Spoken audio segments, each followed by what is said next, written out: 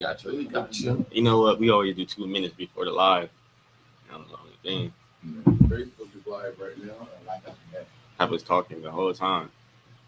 Okay, so look, you guys, we got a few seconds left, man. So don't let me go so 5 seconds in the randoms Mm. because everybody has questions. Right. So I want one person, you, Ready? to give me a wave to cut it so Mics that are somebody hot. has another Use question. the radio. Hello, welcome back to Message from the Youth. We're here with another podcast number 3, and we got a special guest for this one. So just want to introduce the guest. I'm Tariq Harris. Kevin Howard, Michael Allen, Grand Dumas. Shamiko Harris. Tony Lash. And I have a special guest today, Alan Ross, a.k.a. Al Pat. Alpath. P-A, no, excuse me, A-L-P-A-L. how you doing today? I'm great, man. I love being around you youngsters, man. This is my it's one of my gifts from God. Being where I came from is to be able to reach back and hopefully tell my story to where it affects some people's life. I tell kids all the time, what I'm about to tell you, I'm not trying to scare you. What I'm trying to do is make you think. Okay. And I want all y'all to understand that. Okay. Tell us how you grew up and your upbringing. Well, I grew up in Los Angeles. Matter of fact, born and raised in Los Angeles, and I went from junior high school, elementary, all that with a little weight on my shoulder because I was molested at the age of 6. And I've always been a different child in my family because it's like 4 boys and 2 girls. Well, yeah, 4 boys, 2 girls. I think it's 4 boys. Mace, Willie, excuse me, y'all. Mace, Willie, Tony, Edward, me, the 7 of us. And 5 boys and 2 girls. And I was kind of one of those middle childs that, you know, it happens. Sometimes you get the attention, sometimes you don't. Well, I was the one that didn't get the attention and people really didn't pay attention to me. So, you know, I allowed myself to be victimized. And it didn't bother me because, I mean, I was threatened to keep my mouth shut. And then at the age of 12, I started hearing this word, child molestation. And I wanted to know what it was, so I started asking people. And then found out that that's exactly what had happened to me. Instead of going to talk to somebody about it and speaking on it, I started acting out because there wasn't nobody there protecting me. And I couldn't understand how I'm this kid and nobody's looking out for me. Nobody's seeing that I'm being harmed or touched. And so I started hanging out with the wrong crowds out in the streets and, you know, pretty much the guys that love to shoot, love to rob, love to do, you know, sell drugs, get high. And eventually I fell into that life. And so I had a pretty much abusive stepdad that because of the child molestation, I would pee in the bed. And he would beat me because I peed in the bed. Not saying, you know, what's wrong with this child? Why is he peeing in the bed all the time? Well, I would wake up with these dreams, you know, and I'd be, anyway, I left home at 14 because I couldn't deal with it. Wasn't nobody paying attention. And I got into the streets. I lived in cars. I lived in abandoned buildings over relatives' house, over friends' house. And eventually I started meeting, at 15, I'm meeting women in their 30s, you know, dating women in their late 20s. And that's still another form of child molestation if you're 15 years old and this woman is 30. We didn't look at it like that. It's he's just a boy. That's child molestation. All right, how did child molestation affect you in school? Well, I wasn't really a bad kid, but it took all my concentration. I didn't want to go to school. Mm-hmm. I didn't want to do anything. All I wanted to do was sleep. So essentially, it drained you. It drained me. It did. Did you drop out? Yes, I did. Okay. I went through junior high school, but then I went to high school and then I just couldn't take it anymore. I dropped out at 12th grade to be exact. It affects you. That's why it's important that this message, beginning of this story, is message that we all have to find somebody to talk to when something is happening. When something's wrong and you're a kid from 18 on down, you have to find somebody. There's always one person you can talk to. Yeah. And you don't know it, but I may be able to come to you in confidence and talk to you about anything on this earth and not know it. But I have to reach out to somebody if I'm hurting. Now I'm expressing to everybody that you know you have your pain, whatever you're going through. Everybody in this room, whatever you're going through, I can't identify it. I can't. But I know something's wrong with somebody at some time in this world. And so I'm saying that to people that's when there's something's wrong, you have to talk to somebody. You have to get it out. If you've been harmed anyway, you don't have to be child molestation. It can be child abuse, physically abuse, being beaten, being bullied. Being bullied I was bullied as a child too. And I mean, that affected me for all my life. So when I hear it on TV, I cringe because I know what that child that's being abused go through. But that child got to have enough wayward to go talk to their parents. And they have to know that they can talk to their parents about anything. Me and my daughter Heather, we could talk about anything. Man, my niece Kenya, we talk about, I don't care what it is. We talk about everything because I need to know. And if there's help that needs to be given, then I know to get help. You know, and so just because I'm an older person that I have to help people, no, y'all gotta take care of each other as kids. If you see Jimmy or Bobby going through something, pull Jimmy or Bobby, come here, man, that dude bothering you? Well, he's too big for me. Let's go to the principal. Let's go talk to the principal. Okay, let's go talk to Big Al. I'm gonna take you somewhere and you can tell Big Al what's going on. Big Al. Big Al gonna handle it. He's gonna. But the moral of the story is he's gonna find you the help that you need. I couldn't find that help, man. 50, 60, 70s, man. Come on, you know, talk about being abused sexually. So in the 50s, 60s, you didn't talk because that was like the stigma, like don't talk. Yeah, well, you know, if you're a child and somebody threatening to tell you to don't say nothing, shit, you ain't gonna say nothing. Because you already see violence in your community, so you already know it's capable of happening. So you hold that fear. And I held that shame for almost all my life. And it becomes natural too. It becomes natural. And then I went start going to that's jumping ahead. But I mean, once I started getting the mental health and going to see these psychs and talking to these people about my issues, and they helping me find solutions, I was like, shit, a light bulb came on. Wait a minute. I don't have to stress. I don't have to be depressed. I don't have to be on medication. All I got to do is know to find someone to talk to. And every institution that they transferred me to, first thing I did was went to the doctors, told them I need to talk to a psych. And as soon as I talked to the psych and told him my story, he's like, yeah, we're going to see you once a week at 7 o'clock in the morning. For 5 years in San Quentin, I went and saw one psych every Wednesday at 7 o'clock in the morning. It never ends, especially if you've been a harmed child.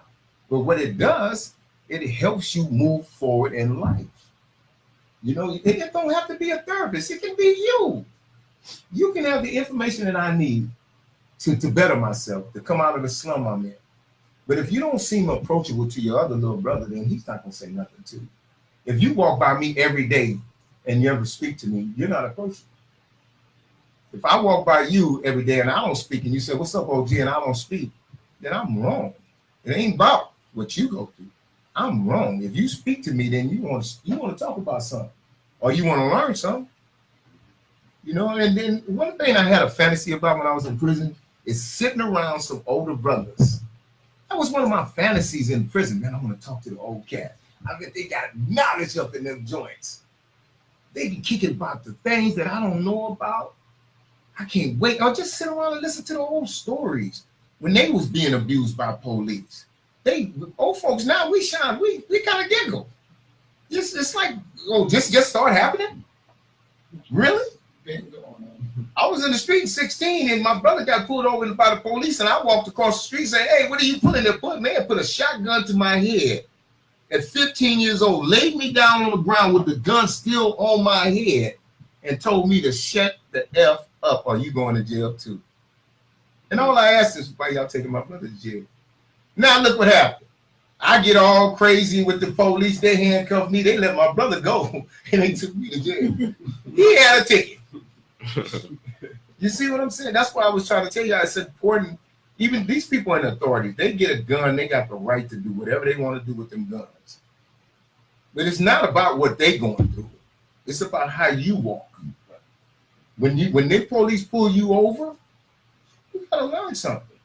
You gotta learn to bring it down a couple of notches because that tough guy shit ain't gonna get you nothing but arrested, beat up, or shot. That's been proven on that TV. Oh yeah, one-way trip straight to the place. That kid that got killed in front of this girl and she sat there and watched. All he had to do was just shut up. Hold his hands up here. He's reaching for something. Y'all don't never reach for nothing while you're in your car and you get pulled over. If he can stand there and see you pull your license plate or your registration out, You may tell them, say, come on, well, I'm finna go to the government department. Make it loud as hell. I don't want any problems, sir. I'm just trying to get from work to home, sir. I appreciate you pulling me over. If I did something wrong, explain.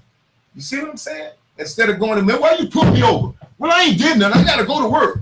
I don't want to go through all this shit, man. Where you pulling? You can't have that attitude with these people, especially if they're white. I hate to say it, but black folks, police is just as worse. Yeah. I think that's where the disconnect comes in, though, too, because there's some people who, after acting cordial and acting accordingly, and the police still act aggressive with you, there's some people who still will take it there with them. Yeah. And, you know, they go farther and farther, and it turns into a bigger thing because you didn't act accordingly. Right. Now, there's some brothers out there that do get stopped, and they do act accordingly, and you hear about it later on the news that, you know, it's a brutality case, and you never hear nothing about it again because brothers don't speak. As you said, the communication is cut off. There's a separation there because brothers don't speak to each other about knowing, like, you know, you're allowed to record and you allowed to, you know, go into the station and file an officer's report if it's the same officer. You are allowed to even pull up into a lighted place. Just because they put their lights on you in the dark street. No, sir, I was getting where I can have light, where you can see me. That's why I pulled up into this gas station or this store. You have to really be thinking when these people approach you. You got to be thinking, okay, now for one, they got you scared because they didn't cut the lights on. So already you're jittery. But this is where you youngsters got to understand. You have to take control of your life. Even if this dude is here on some ill shit, thinking, yeah, okay, well, he already planning on taking me to jail. Yeah, you know, you ain't going to end up one place. So why do you make it worse by going off? That you know this guy's finna be an asshole and take you to jail. Why would you make it worse? So when you do go to court, because you're going to go to court, all they're going to look at is you being verbally aggressive to this police officer. Yeah. He got his camera on and he got his microphone on, and here you are being irate. Now, he didn't cut it on until you start being irate. I think that's more so like a panic thing, like, you know, when like the gun is drawn or something, like, so you're going to like act out, you know? Well, if you're doing something wrong, why would you panic if you ain't doing nothing wrong? If you got a car a little full of dope in the back seat of your car, you gonna be shaking like a rabbit. Oh, yeah. Jackrabbit. But if you ain't got nothing in your car and you know you doing the right thing, I'm going to school, sir. I'm going home, sir. I just dropped my girlfriend off. I don't have any drugs. I don't drink, ain't no liquor. And if you're living your life the way you're supposed to be, clean, then you ain't got no worries. Because they take you to court, and they take you to court even if this police is an asshole. Your background, your schooling, your education, everything that you've been doing positive in your life is going to shine. And this is one incident where this asshole done got in your face and you still didn't bite. Yeah. And your schooling, your education, your parents, references, everybody that the court is going to try to get in touch with, it's going to say, shit, this kid don't be shit. Not him. Now, if you out here being an ass, doing your thing, making your money, selling drugs and shit, like pull you over and then you act the ass, they gonna look at your files and say, shit, well, this man they don't want to go to jail. Right. Yeah. So all I'm saying, the more of this story right here, man, seriously, I can't tell nobody. I'll never in my life try to tell you what to do with your life. All I can do is give you advice on how I dealt with it. Being in prison, you have the same thing. You got a-hole police, you got good police. You got police that come in and do their 8 hours and go home. You got black officers, and we were hearing all the time, yeah, it's a revolving door. Black folks just go in and they come out. It's hard out there. What? How is it hard? This police black is all day. He come in here every day, going to work, clocking in, going to work, coming back, clock. He doing it every day for 10 years. He ain't got pulled over. He ain't got arrested. Why he ain't in jail? So it's not a black thing. It's education. It's not about the police beating on you because you black. It's because of how you present in your life. You see what I'm saying? If you go to the mall and you got your pants all down, you with 4 of your homies and 2 police are standing there, what they thinking that is? Come on, man. Now, if you're going, you know you're going to the mall, and you know there might be a possibility of confrontation with the police. First thing you do is you check each other. You good? Yeah, you good? You got any weed on? You ain't got nothing dirty on you, huh? Because we subject to get pulled over. And I need to know what everybody in this car got. Switchblade? Switchblade? Switchblade? Wait a minute. Switchblade. Give me that. Put that in the trunk. You're not going to carry no switchblade with me. If you can't fight, you ain't going to hang with me nowhere. You can't. You got to have hands. I don't need a gun. I mean, if I get, listen to this, bro. This is serious talk. I don't carry a gun. I didn't carry a knife in the joint because I can defend myself. And I know that I'm not going to put myself in a situation where I might need a gun. If I go to a mall and I know it's gang infested, what the hell am I going over there for? They got the woo-wops over there. That's their spot. So, okay, well, what that mall do? Is there a clean mall over there? Let's go over there. Every time you walk out your house, what's the first thing you're supposed to do when you walk out your house? To go to your car, what's the first thing you do when you open that door? You step out. What do you do? Make sure you got your keys. What you do? I'm gonna check my wallet. What you do?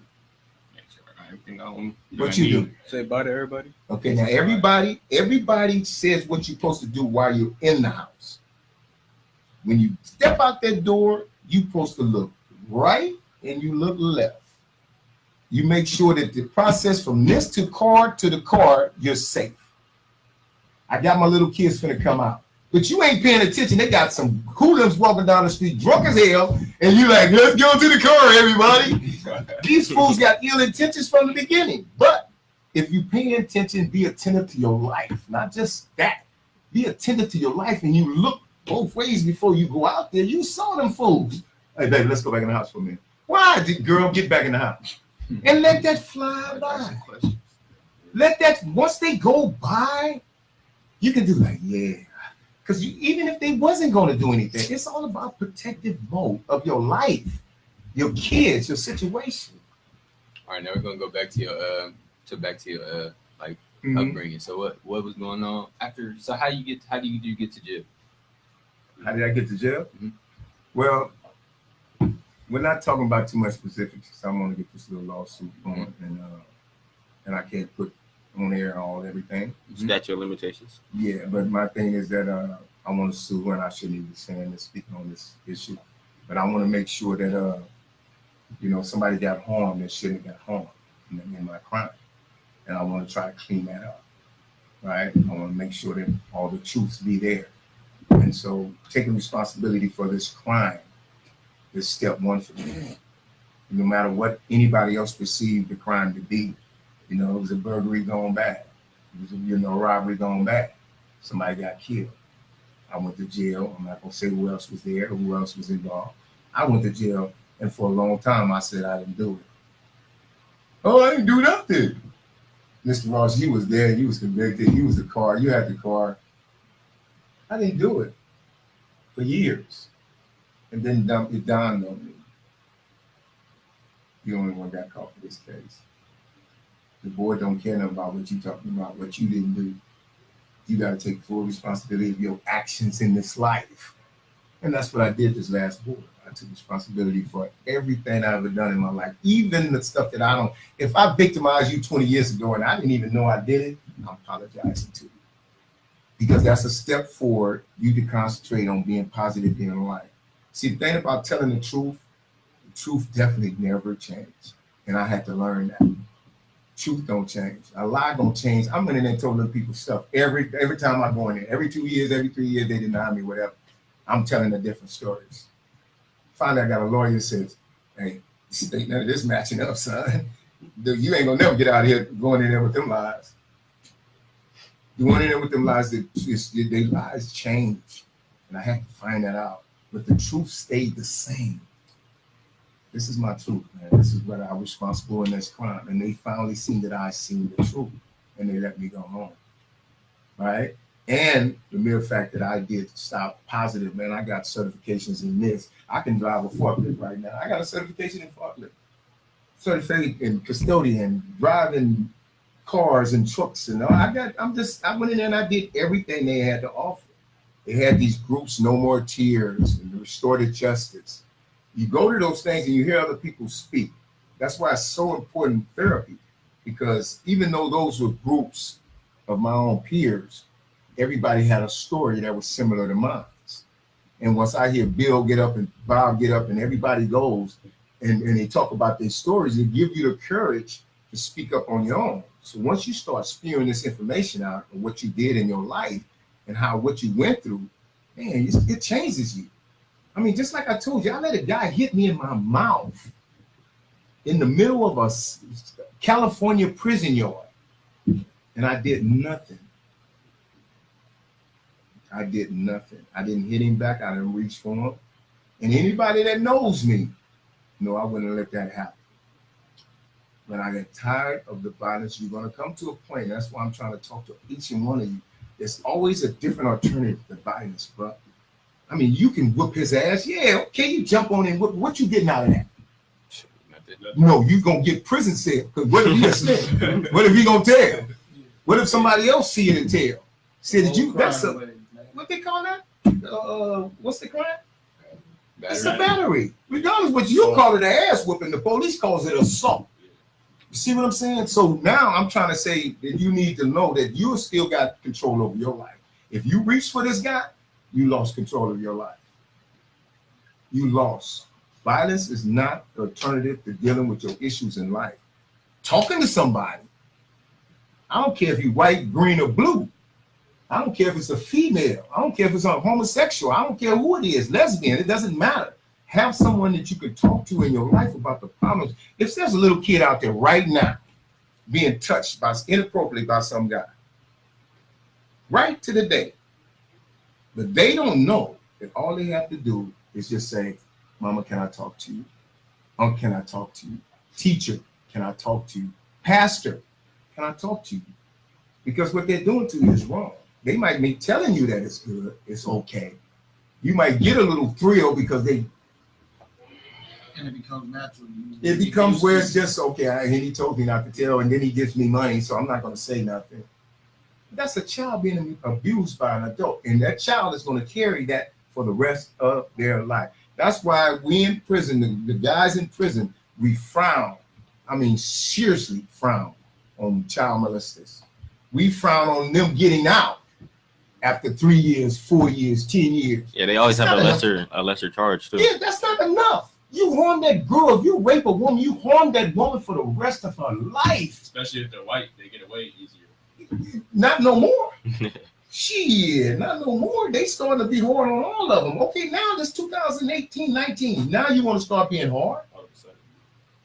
You want to start giving them longer sentence? When there's people that's been in there for 30, 40 years that done prove that they ready to go back in society? Show growth. They done show growth, they show passion, they done show all that. They done show everything, man. They done it. We learned. I got it years ago. What they was trying to teach me in prison. I got it years ago. But I got different circumstances. They wanted me to do something that I couldn't do at that time. I got a question. What are some steps a child can take into getting out of that type of situation? The first step you do is you sit down and you have a long talk with yourself. Even at you 6 years old. You know now because we're telling you over this thing. You have a way to deal with your problem. The first thing you do is you know that something's wrong here. This doesn't feel right.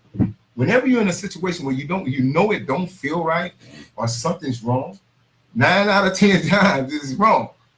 So that once you feel that it's wrong, then you go you take the next step is to go in, you look around. You just don't pick somebody to talk to. You find somebody that you know, that you trust, that you can talk to.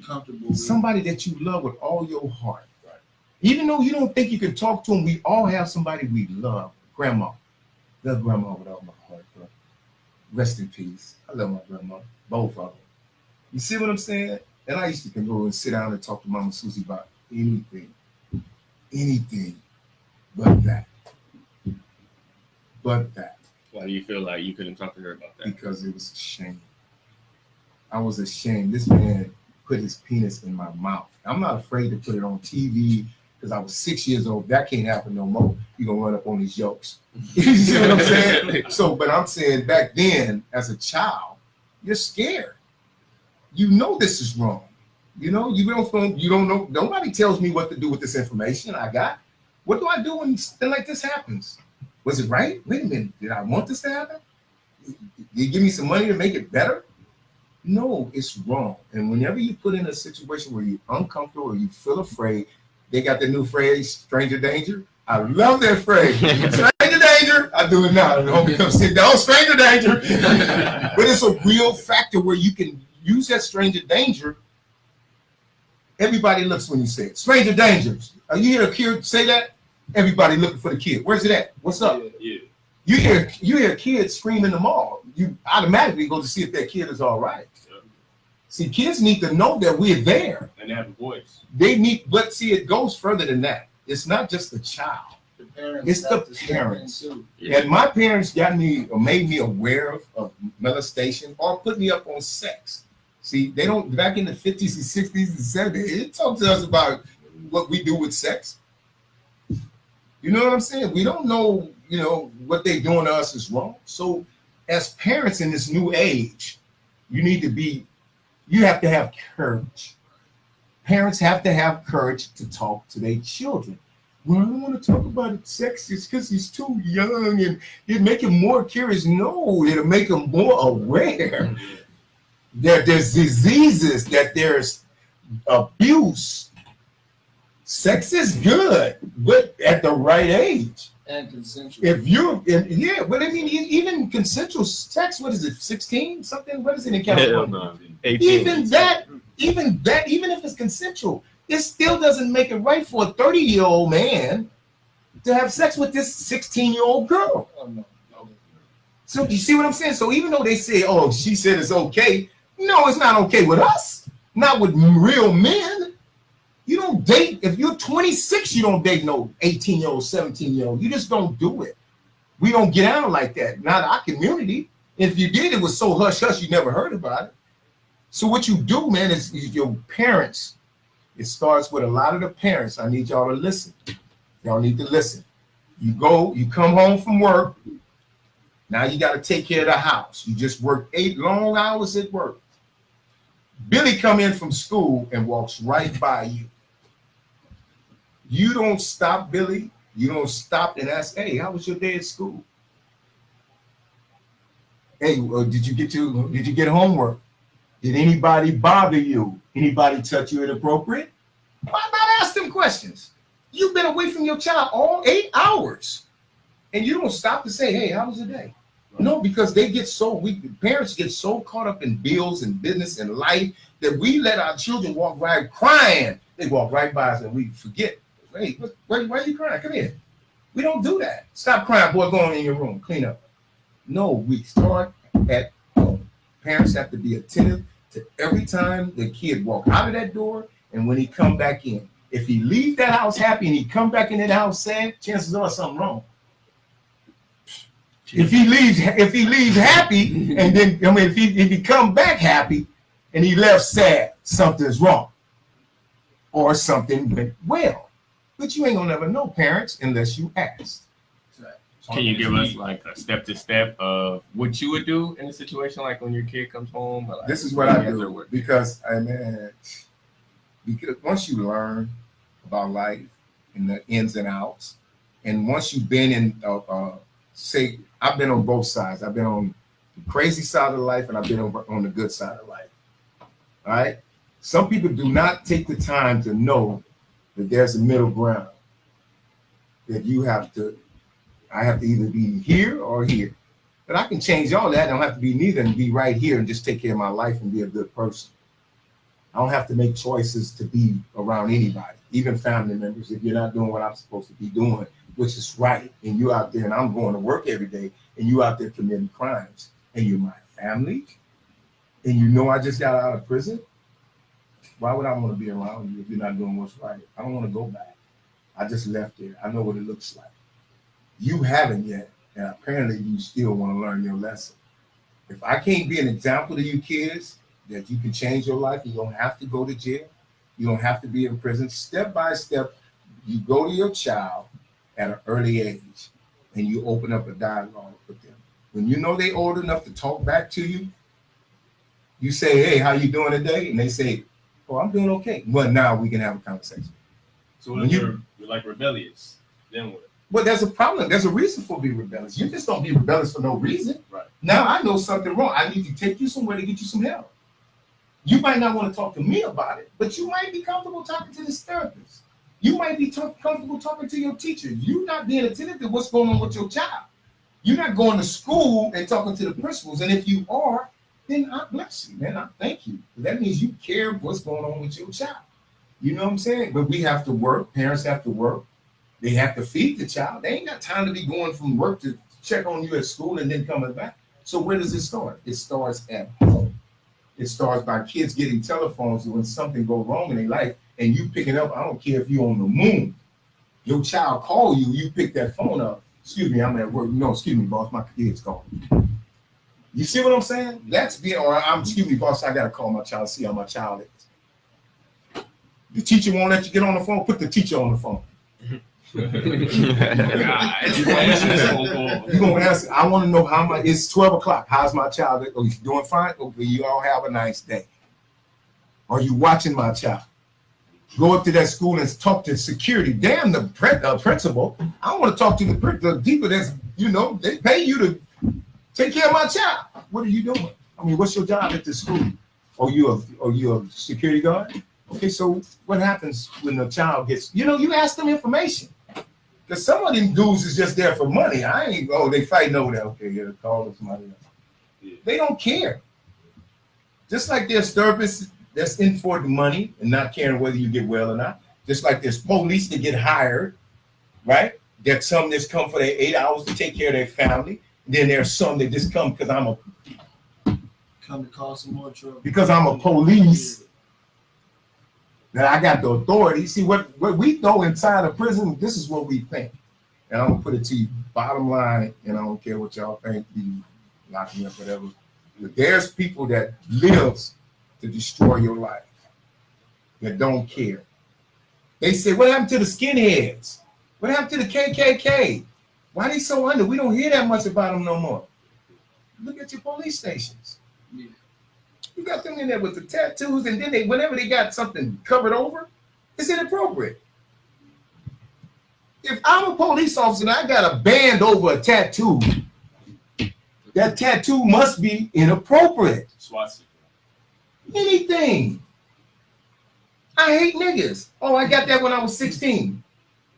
But it's still on there. It ain't covered out. It don't have a big heart on it. Your head is bald and you this and that. So you have to be able to distinguish when the police walk up to you. You got to be. You already know. You know who's gonna be cool and who ain't. You already know. I wanted to elaborate on something. So since you talk about to check your police stations, if you notice, most of the police officers are bald headed, and they all have tattoos, upper body, all over their sleeves, and everything. But not only that, but most of them come from military too, though. Mm-hmm. See, they get out of the military and they go in there. Military Marines don't play. They get tatted up. They put it all over their body. They got eagles. They got they got big flags on their back. And then they join these police forces. That don't mean they there to abuse people. You know what I mean? But then they got this thing they call PS. Yeah, because they just come from war. So how am I gonna trust you? Mm-hmm. You just come from over there killing 9,000 people. Now you're a police officer, and you still got that same aggression. Right. And that's my thing with that. Why don't them people get help before they even join the police department? Anybody that come out of a setting where there was violence, even me, if I didn't never get arrested for nothing, but I was a violent person, fighting, quitting, getting in trouble, then I need to go through some type of therapy before I'm able to get that job.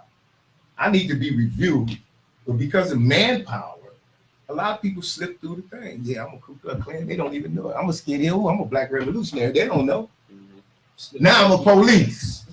Now I got a gun that's licensed to kill you. So it's not on us no more. I mean, not on them no more. They're already in their position.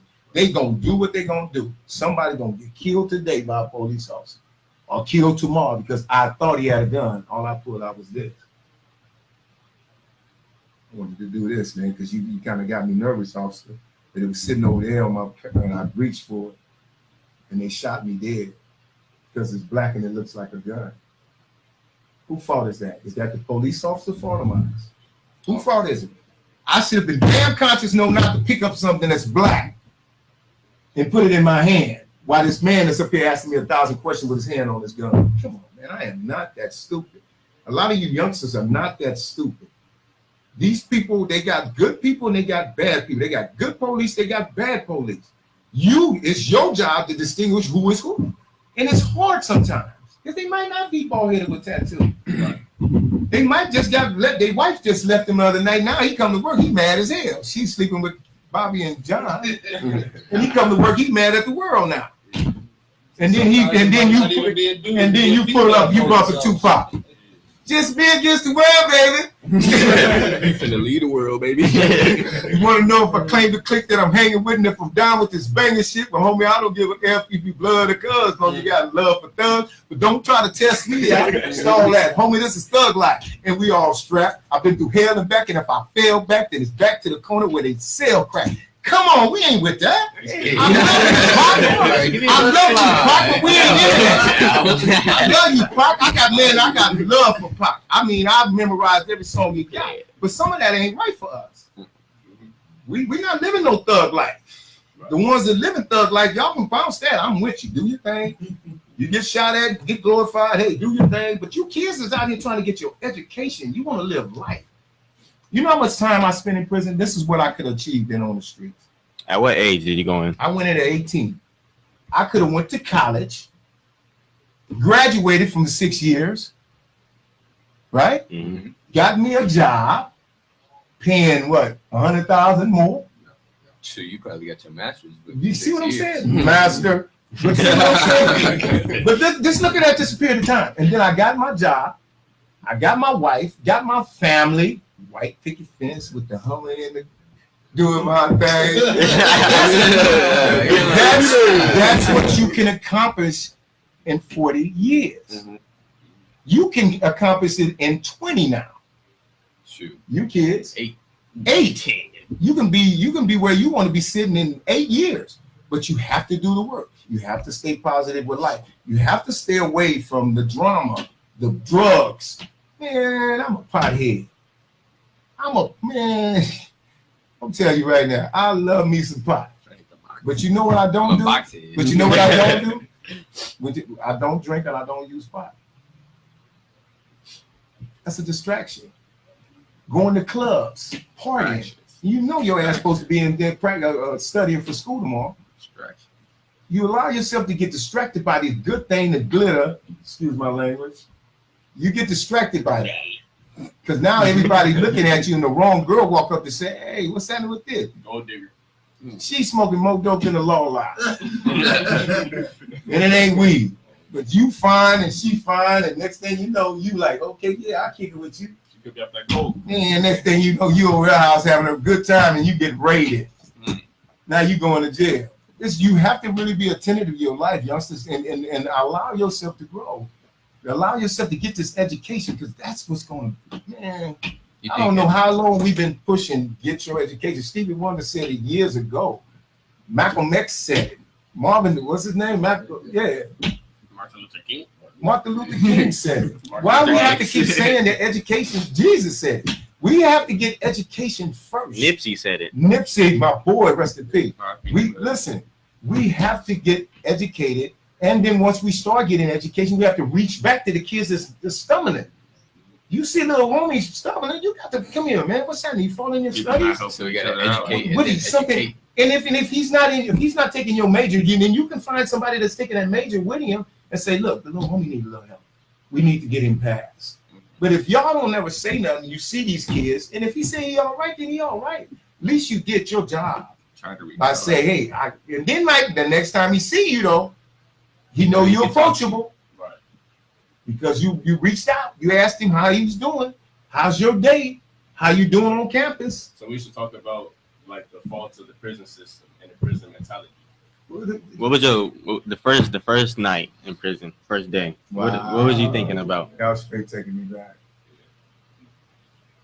Well, you go through a process where they send you to Chino. You go through the courts, then the courthouse send you to this orientation prison reception, and then they find out what penitentiary they're gonna send you to. So, I was in the county jail for so long, around 76. I was in Chino, and they came and they sent me their papers and told me that they were sending me to Tracy DVI, which was called Gladiator School back in the day. I mean, one of the Soledad, Quentin, Tracy, DVI, all those pins was like drama, violence. I don't care if they lock you down for a year. As soon as you come out, they're getting right back.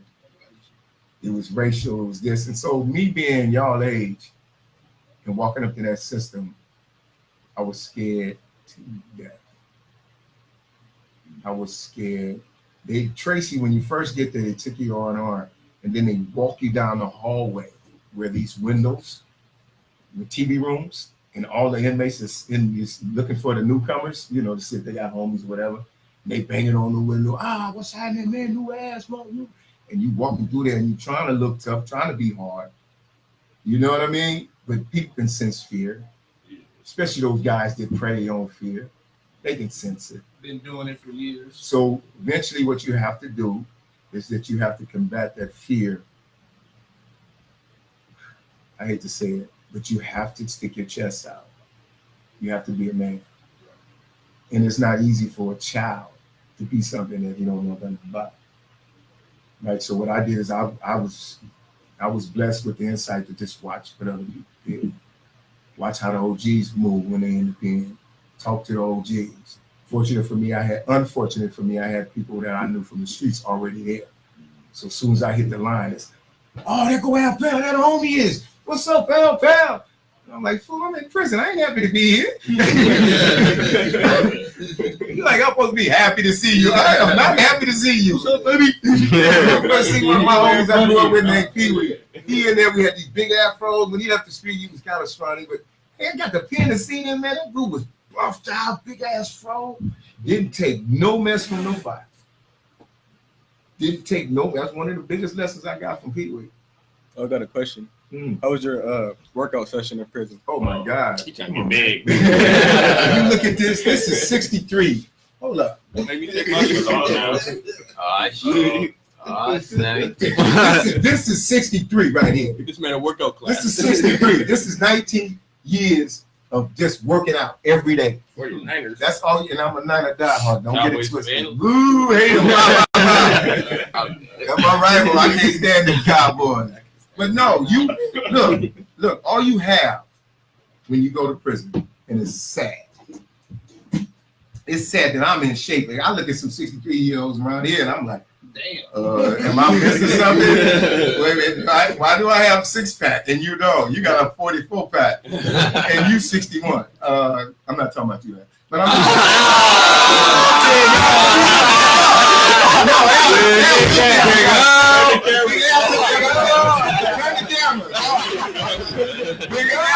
like, shut up now. Show off. No, look, if you don't have nothing, if Al went to prison as much as I did, he'd come out the same way. You had role models, was Al age and my age, that was buffing every day. When I get there, I see all these people on the weight pile and it just, and I'm like, man, I ain't finna do all that. What's that called anyway? It's called workout. And so you have to, once you get with a group, see some people in there become Christians, become Muslims. They find God, basically. They find God. And I know some people that literally found God. I mean, there's some fakers, but you know who the fakers are. But because they don't want to go to the yard. I mean, when something happened on the yard and you're a Christian, you're a Christian. You don't have to do anything. It leaves it for guys that's not into all the biblical stuff and people that likes the violence. Then we go to the yard and we deal with that stuff, right? But you have people that get in these different groups for whatever reason. You know, I could have become a Muslim. I just stay with what I was born with, a Christian. You know, I'm not gonna flip it. I don't mind. You can be. I studied it all when I was in Buddhism, everything. I studied it all. You know, I'm just more comfortable with Christianity. Be as it wrong or right. That's not my choice. I talk to God when I holler at him. You know what I'm saying? But when you're in there, you have to have a regimen. If you don't work out, this was my thing. You're younger than me. And if I ain't in shape and you come with that drama and I don't ball you up, then there's going to be another youngster keep coming testing me. All right. And I was tested every day. If you go to prison, you're going to get tested every single day. Every single day of your life in prison is a test. They're going to have idiots testing you. You're going to have idiot police testing you. You're going to have idiot doctors testing you. Idiot MTAs. You're going to have idiot inmates. Every day you have to walk out knowing that you're going to run into some idiots. And it's going to be some drama in your life.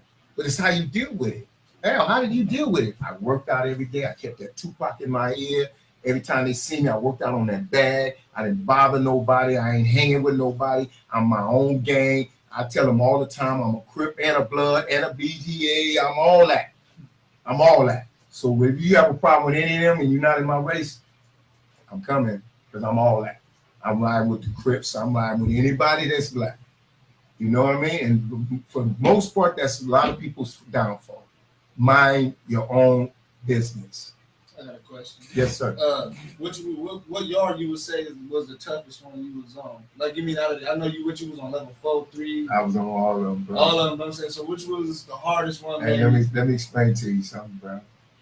Because there's a thing where people think that a lot of pins are physically violent. Most of it's mental. Most of it's mental, bro. I was in some of the roughest joints in California, homie, and I survived them. You know why? Because I knew the beast. I know when you're finna come to some drama. And so what I did, and for myself, is I just isolated myself. After you do so many years, people already know who you are. The staff know who you are. You don't need to be trying to prove nothing. I done got to the point where I didn't have to prove nothing. Everybody know Al. You know, some people like me, some people hate me. I don't give a damn what you think about me. You can call me whatever you want to call me. Out my name. Just don't do it in my face. I respect you if you come to me and say, man, I think you're a punk ass dude. Okay, well, that's your issue. You done with that? Now, was you gonna do something about what you think? Okay, so that's how you feel about it. I respect you for that. And every time I see you, I'm gonna give you that respect. But not being a man and walk around and that fool snitch, man. I know that fool. You ain't got no paperwork on it? No, but I just know he a snitch. That's the kind of stuff you go through, man. They had dudes coming up talking about my homies and people talking about this dude and just female gossip. You got to go through all that, and all that is what? Mental. Do you feel like mental health in the prison system is good? Well, it's getting better because there was some, like Soledad didn't even off 101. I mean, I had an issue with somebody down in my family and went to see a psych or needed a psych, and they didn't have it in Soledad. They had to bring somebody in just for me to talk. You know what I mean? And fortunate for me, I was smart enough to know that I needed help because I wanted to know why I was so violent. You see what I'm saying? Why I was so angry, why I was so quick to want to fight, why I'm so quick to want to jump in the homie's business. That's his business. He having a squabble with the man. I'm like, man, look out, man. You got a problem with my homie? It wasn't my business. You see what I'm saying? Whether he hurt me or I hurt him, it still wasn't my business. So what you have to do basically is don't go to prison. Okay, well, I can sit here and tell you guys and all you people everything about prison. See, prison, they give it to you out here in society, they give it to you wrong. Ain't no bubbas in there raping you. You Bubba, we're gonna send you to prison, the Bubba. They might not like me even saying this, but you gonna be all right in prison. I hate to say that, but it's the truth. You're gonna be physically all right. My issue is the mental part of it, the emotional part of it that you bring out of prison with you. You kids don't need to go through that. You need somebody. I'm sitting in my cell and somebody assaulting my child on the streets. Had I had my ass home, would it have happened? Because down the block, they'd be like, oh, that's Al's daughter, man. Oh, she sure is fine. Yeah, but don't touch it. Don't even say hi to her. That dude is a fool. But my presence, just your presence at home, on your block, your presence, it ain't got to be nothing about you tough. Just your presence with your family as men representing. You know what I mean? Even if an idiot want to come over here and look at you and say, I'm cool. He over there with 3 little girls. They look good, but I'm not because we're over there. So all I'm saying is if you behind them bars, you can't make money. You make 9 cents an hour. 9 cents. Slavery. Yeah, we talked about 9 absent fathers in And one they of our gonna other hit you for the podcasts. restitution too. And if you have restitution, they're gonna hit their pocket for that. So you really, 55%. if you get $23 a day a month, and you got restitution, you ain't getting but like $10. Yeah, that's Because they gonna get their chunk. 55%. You see what I'm saying? That's So the- now, but look at this. You go to the canteen in prison. You take $10, you might well just get you some toothpaste and some soap and go about your business. You can't do nothing with $10 in prison. That's just barely enough to get you some top ramens And it's supposed to be hard for you. People saying, oh man, you're supposed to have, no, prison is where you go and get held. This is where you go and pay back for the things that you did. That's why they send you to prison, to take care of your debt to society. But see, what happens with society is that once you take care of your debt, they don't care nothing else about you. They forget about you. And you're lost. Throw you out. Okay, look, give me some more questions in 5 minutes, y'all. Shoot them right quick. We got about 5 minutes. Solitary confinement. Oh man, solitary confinement should never happen because it takes your soul. I did 2 years in the hole for stabbing. 2 years in solitary, right? Now they give you a yard, you get an hour a yard. But being in that cell, repetitious every day, does something to you mental. The psychs are already have proven it. They let the guys that was in terminated shoe, they started to let them out because it was affecting them mentally. Right now, we did wrong. We were murderers and killers and rapists and all that shit. We did wrong, but that don't mean that you got to abuse us once we get there, right? And they don't mean to. They just got too many people coming.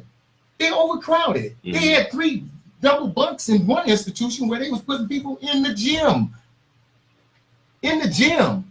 stacked up like this, like sardines. That's not their fault. That's just the way California is swinging. It's an industry. They making money, baby. All right, private prison versus the regular one. I couldn't go to no private prison. What do you Even think? though it's a little freer, a little looser. No, I need structure, baby. If I'm gonna go to prison, send me somewhere where I'm gonna learn something and be a man and come out, pay my debts to society. Just don't warehouse me. That's what private shit is. I don't give a damn where you know it. Private shit is all about making money and warehousing people. All right, so what and do you that's think? why y'all are victims, and that's why y'all names on each one of those beds waiting on you. Right now, they're waiting on you to do something stupid so they can send you to prison. All you kids out there in society, they making money off of you. It's tied into the rap music. Right. What do you think about the rappers investing in private prisons? The ones that we look up to. You got Death Row Records, AKA Jay-Z. You got Death Row Records. Hey, talk about Okay. the Okay, look. Suge Knight was my celly. You can see him say, yeah, Suge Knight was my celly, and I learned a lot from that man. But what he didn't understand was life, if you're not treating it right, it come back and get you. I'm not gonna say, listen, we're not gonna discuss nothing nobody did. But the thing about karma in life, not saying that's you, Suge. See you, boy. You got a long time to do. Hey, look at this. Look at this. This is my whole thing to you guys for is karma. I've seen it come back. There's good karma and there's bad karma. All right? Walk your life like you want good karma to come to you. So that means you do good to other people and then good karma come back. So if I walk up to you and say, bro, I'm hungry, I need $2, and you got 10 in your pocket and you don't give me one, that's bad karma. Because I could be Jesus testing you to see if you're going to be godlike. And this, I don't care what you do with the money. If I give you $5 because you say you hungry, and I see you kind of homeless, and I don't give it to you, what kind of man am I? What kind of human am I to let another human hungry? Whether he take it and buy him some drugs or not, that's between him and God. You do your job as far as good karma. Little kids, don't just let them do nothing. Pass the Jews along. Prison is not where we need to be. School is where we need to be. I always say prison is the most consistent of all school because you go there, you learn everything, but you don't get to use the tools that you learn. So what about the racial division? Wouldn't you say that implements mental health as well? Mental health is important whether you're in prison or out. And I'm going to push mental health everywhere I go and I speak to people. You, especially black men, y'all have to stop with this. I don't want to talk to no therapist. I don't want to tell nobody my problem. But then you walk around here and you beat up on your woman because you don't know how to deal with your anger. You walk around and you refuse to get help and you continue to victimize people because of something you going through. Yeah, put your hurt on other people. You going through some pain, my brothers. Stop beating up on our women. Stop disrespecting our families. Stop going to jail. Stop using drugs. Just stop it for a minute. Give yourself a chance to air out. Get you some help. And then start talking to people and start helping other people. Do you think implementing laws and programs of how to deal with police in the black community? They're already programs. The whole thing about that is the black folks ain't coming to the meetings. Where they at though? Where they being advertised? Well, we need to create, before we go, you need to create your own meeting. Then what everybody else is doing, NAACP and this person, the youth, grab yourself something to do. And then start your own meeting. Say we want to meet with the police department and do it. That's it. All right. Well, thank y'all for tuning in. Message from the youth. Hope y'all learned a lot from him. I sure did. Thank you for having me. Hey, also, let me say one thing. In loving memory and rest in peace to Derek Harris. You know, Rest my bro. in peace. Yeah. You know, he would have been 18 yesterday. Rest You in know, peace, I bro. love you, boy. Rest in peace to all the fallen. Just keep liking and sharing this. Let this be a message to anyone who's going through anything. Let's just be a That message you to have the someone to talk to. all the time, man. All the time. You Mental always have health. somebody to talk to wherever you're going through. Being bullied, just simple as something bullying that can affect you for the rest of your life. Find someone to talk to and talk to someone. You never know what anyone's going through. Exactly. All right. One love. Thank y'all. Peace out. Message from the youth. Man, thank y'all, man.